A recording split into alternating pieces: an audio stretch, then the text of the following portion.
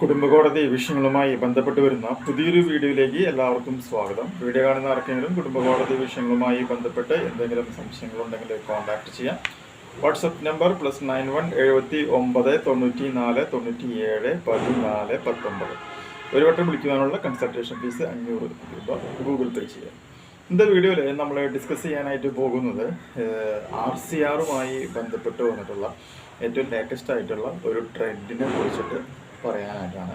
ഈ ട്രെൻഡ് കറക്റ്റായിട്ട് മനസ്സിലാക്കിയില്ല എന്നുണ്ടെങ്കിൽ സത്യസന്ധരായിട്ടുള്ള ഭർത്താക്കന്മാർക്ക് RCR വിജയിച്ചാലും മെയിൻ്റനൻസ് കൊടുക്കേണ്ട ഒരു സിറ്റുവേഷൻ വരും.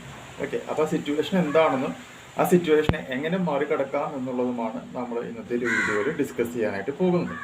അപ്പോൾ നമുക്ക് ആ വിധി ആദ്യം ഞാൻ ജസ്റ്റ് ഒന്ന് വായിക്കാം, അതിനുശേഷം നമുക്കതൊന്ന് എക്സ്പ്ലെയിൻ ചെയ്യാം. വിധി ഇങ്ങനെയാണ് വന്നിട്ടുള്ളത്. 2 വിധികളാണ്. ഒരെണ്ണം ഡൽഹി ഹൈക്കോടതി, ഒരെണ്ണം മധ്യപ്രദേശ് ഹൈക്കോടതിയുടെയും വിധികളാണ്. രണ്ടും വായിക്കാം. The Delhi High Court held that mere presence of decree of restitution of conjugal rights against the wife does not disentitle her from claiming maintenance from her husband. When it is due to his own conduct, she is not able to stay with him എന്നുള്ളതാണ് ഡൽഹി ഹൈക്കോടതി പറഞ്ഞിട്ടുള്ളത്. Then Madhya Pradesh ഹൈക്കോടതി പറഞ്ഞു നോക്കാം. The court held that a wife separate living and maintenance claim are justified if the husband commits cruelty regardless of a decree in his favor എന്നാണ് പറഞ്ഞിട്ടുള്ളത്. അപ്പോൾ എന്താണ്, നമ്മൾ RCRന്റെ വീഡിയോസ് നോക്കുകയാണെന്നുണ്ടെങ്കിൽ പ്ലേലിസ്റ്റ് ചെക്ക് ചെയ്ത് കുറേ വീഡിയോസ് കാണാം. ഇവിടെ എന്താ പറയുന്നത് വെച്ചിട്ടുണ്ടെങ്കിൽ, സാധാരണ നമ്മളെപ്പോഴും പറയുന്ന കാര്യം എന്താണ്, ഒരു ഭാര്യ പ്രത്യേകിച്ച് കാരണങ്ങളൊന്നും കൂടാതെ ഭർത്താവിൻ്റെ മാട്രിമോണിയൽ ഹോമിൽ നിന്നും ഇറങ്ങി പോവുകയാണ് എന്നുണ്ടെങ്കിൽ അതൊരു വോളണ്ടറി ഡെസേർഷൻ ആയിട്ട് നമുക്ക് കണക്കാക്കാമെന്നും, അങ്ങനെ വോളണ്ടറി ഡെസേർഷൻ ആവുകയാണെന്നുണ്ടെങ്കിൽ നമുക്ക് ഡിവോഴ്സ് ആക്ട് പ്രകാരം ഡിവോഴ്സ് കിട്ടുവാനായിട്ടുള്ള ഒരു ഗ്രൗണ്ടായിട്ട് കണക്കാക്കാൻ പറ്റുമെന്ന് നമ്മൾ പറഞ്ഞിട്ടുണ്ടായിരുന്നു. കൂടാതെ RCR വിൻ ചെയ്യുകയാണ് എന്നുണ്ടെങ്കിൽ ഭാര്യയ്ക്ക് നമ്മൾ മെയിൻ്റനൻസ് അല്ലെങ്കിൽ അലവൻസ് ഒന്നും തന്നെ കൊടുക്കേണ്ട ആവശ്യമില്ല എന്നുള്ളത് നമുക്കറിയാവുന്ന ഒരു കാര്യം തന്നെയാണ്. അപ്പോൾ ഇവിടെ എന്തായി സംഭവം എന്താണെന്ന് വെച്ചിട്ടുണ്ടെങ്കിൽ, ഭാര്യയും ഭർത്താവും തമ്മിൽ ഡെയിലി തല്ലായിരുന്നു.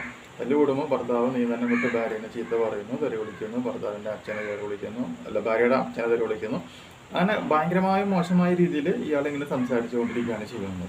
കാരണം എന്താണെന്ന് വെച്ച് കഴിഞ്ഞിട്ടുണ്ടെങ്കിൽ, ഈ ഭാര്യയുടെ ഈ ഒരു സ്വഭാവം കാരണം ഇയാളുടെ ഇമോഷൻസ് കൺട്രോൾ ചെയ്യാൻ പറ്റാതെ വന്നപ്പോഴാണ് ഇത് മുഴുവൻ വിളിച്ചതുകൊണ്ടുള്ളത്.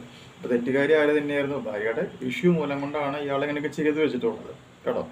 അപ്പോൾ ഈ ഭാര്യ എന്ത് ചെയ്തു, ഇതെല്ലാം കേട്ട് കഴിഞ്ഞപ്പോൾ ഭാര്യയുടെ വീട്ടിലേക്ക് താമസം മാറി. ഇത് കണ്ടപ്പോൾ ഭർത്താവ് എന്ത് ചെയ്തു, മേൽപ്പറഞ്ഞ RCRന്റെ ഗുണം കിട്ടുവാനായിട്ട് കോടതിയിൽ RCR ഫയൽ ചെയ്തു.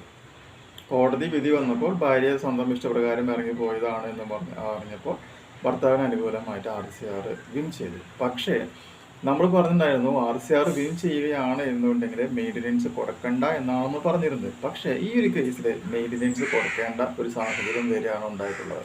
കാരണം എന്താണെന്ന് വെച്ചിട്ടുണ്ടെങ്കിൽ, ഭാര്യ കോടതിയിൽ പറഞ്ഞത് ഞാൻ സ്വന്തം ഇഷ്ടപ്രകാരം ഇറങ്ങിപ്പോയതല്ല, ഭർത്താവിൻ്റെ ഇതുപോലെയുള്ള ക്രൂരമായ സംസാരങ്ങളും ക്രൂരമായ പെരുമാറ്റങ്ങളും കാരണം കൊണ്ടാണ് എനിക്ക് ഭർത്താവിൻ്റെ വീട്ടിൽ നിന്നും ഇറങ്ങി പോകേണ്ട ഒരു സാഹചര്യം ഉണ്ടായിട്ടുള്ളത്.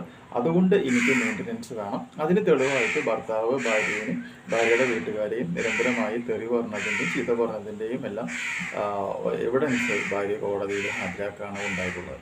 ഇത് കണ്ടപ്പോൾ കോടതി എന്ത് ചെയ്തു, ഭാര്യയ്ക്ക് അനുകൂലമായിട്ട് ഇതിൽ സെപ്പറേറ്റ് ആയിട്ട് ജീവിക്കുകയാണ് എങ്കിൽ പോലും ഭാര്യയ്ക്ക് മെയിൻ്റനൻസ് കൊടുക്കണം എന്ന് പറഞ്ഞുകൊണ്ട് വിധി വരികയാണ് ഉണ്ടായിട്ടുള്ളത്. അപ്പോൾ സത്യസന്ധരായിട്ടുള്ള ഭർത്താക്കന്മാരോട് പറയാനുള്ള റീസൺ എന്താണെന്ന് വെച്ചിട്ടുണ്ടെങ്കിൽ, നിങ്ങളുടെ ലൈഫിൽ കാര്യങ്ങൾ കൈവിട്ട് പോകുന്നു എന്നുള്ള ഒരു സിറ്റുവേഷൻ വരുന്നൊരു സാഹചര്യത്തിൽ നിങ്ങൾ ഒരു കാരണവശാലും മൊബൈൽ ഫോൺ വഴിയോ WhatsApp chat, WhatsApp call, video call അല്ലെങ്കിൽ മറ്റേതെങ്കിലും മാർഗങ്ങൾ ഉപയോഗിച്ചുകൊണ്ട് ഭാര്യനെയോ ഭാര്യയുടെ വീട്ടുകാരെയോ ചീത്ത പറയാതിരിക്കുക. അവരത് മുഴുവനും കളക്ട് ചെയ്ത് എവിഡൻസ് ആയിട്ട് കോടതിയിൽ നിങ്ങൾക്ക് എതിരെ RCR വിൻ ചെയ്താലും മെയിൻ്റനൻസ് കിട്ടാനായിട്ടുള്ള ഒരു ഓപ്ഷനായിട്ട് ഉപയോഗിക്കുവാനായിട്ടുള്ള ഒരു ട്രെൻഡ് ഇപ്പോൾ നമ്മുടെ നാട്ടിൽ പുതിയതായിട്ട് വന്നിട്ടുണ്ട്. കാര്യം മനസ്സിലായില്ലേ? അപ്പോൾ ഭർത്താവിൻ്റെ ക്രൂരമായ പീഡനം മൂലം കൊണ്ട് വേണമെങ്കിൽ ഭാര്യയ്ക്ക് ഭാര്യയുടെ വീട്ടിലോ അല്ലെങ്കിൽ മറ്റു സ്ഥലത്തേക്ക് പോവാം. അങ്ങനെ പറഞ്ഞിട്ട് ഭർത്താവിൻ്റെ കയ്യിൽ നിന്ന് മെയിൻ്റനൻസ് മേടിക്കാനായിട്ടുള്ള ഒരു ട്രിക്കാണ് അല്ലെങ്കിൽ ട്രെൻഡ് ഇപ്പം നമ്മുടെ നാട്ടിൽ വന്നുകൊണ്ടിരിക്കുന്നുണ്ട്.